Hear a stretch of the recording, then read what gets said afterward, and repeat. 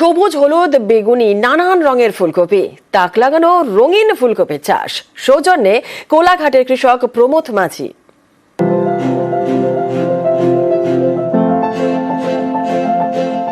সাদা ফুলকপি তো আছেই, সঙ্গে ব্রোকলি, কিন্তু সেখানেই থেমে থাকেননি। তার জমিতে ফলছে হলুদ, বেগুনি নানা রঙের ফুলকপি। রঙিন ফুলকপির চাষ করে তাক লাগাচ্ছেন কোলাঘাটের কৃষক প্রমথ মাঝি। কোলাঘাট ব্লকের বৃন্দাবন চকের বাসিন্দা প্রমথ মাঝি দীর্ঘদিন ধরেই সবজি চাষে যুক্ত। তার দাবি 2012 থেকে ব্রোকলির চাষ করছেন, পরে নতুন কিছু করার ভাবনায় রঙিন ফুলকপির চাষ শুরু করেন। এমনি ব্রোকলি চাষ করতেছি 12-13 সাল থেকে, আর রঙিন এই 3 বছরে করেছি। এলাম বলতে কিছু নতুনত্ব, এবং একে যেটা আমরা ট্রাই করে দেখলাম, যেটা এর মধ্যে মানে বহু রকমের গুণ আছে আর কি, যেটা কালার হওয়ার ফলে প্রচুর এর আছে। মানুষ অনেকে জানেনি, এখন অনেকে জানছে, নতুন চাষও বাড়তিছে।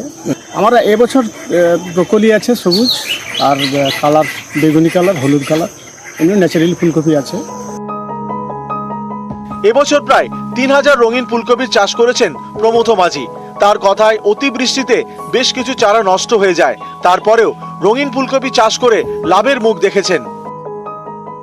না, রঙিন দেখলেই তো মানুষ না নিলেও তার একটা আলাদা আগ্রহ থাকে নেওয়ার জন্য, যেহেতু দামের একটু বেশি, সেক্ষেত্রে অনেকে একটু কিন্তু করে। কিন্তু যারা জানে এগুলো করেছে তারা নিশ্চিতভাবে নিচ্ছে, সেলটা একটু কম। আর আমার এই বছর 3000-এর মতো গাছ ছিল।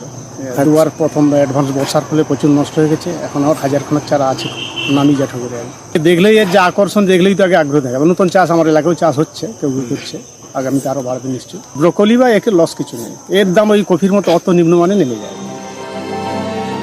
প্রমথের দাবি খুব একটা সহজ নয় রঙিন ফুলকপির চাষ, কিন্তু করতে পারলে বাজার আছে। আগামী দিনে আরো বেশি রঙিন ফুলকপি ফলানোর আশায় প্রমথ মাঝি। সুজিত ভৌমিক, নিউজ 18 বাংলা।